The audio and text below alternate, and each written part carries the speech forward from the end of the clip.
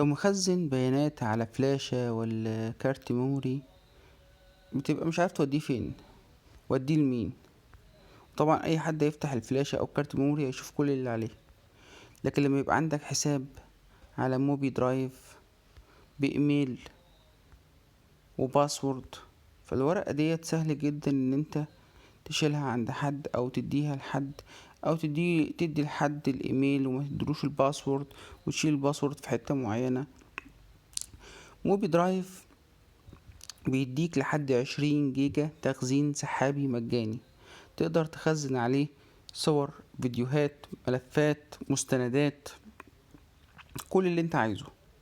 تطبيق حجمه 14 ميجا.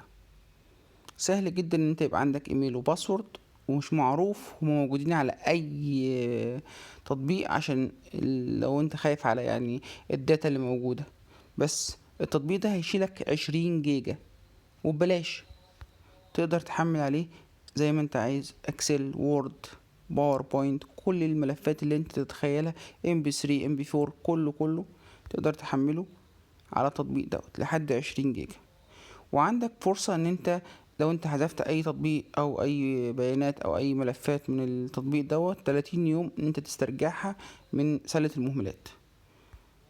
طبعا لو انت عايز بقى تاخد النسخة البرو، فانت معاك لحد 2 تيرا، 2000 جيجا مقابل اشتراك شهري.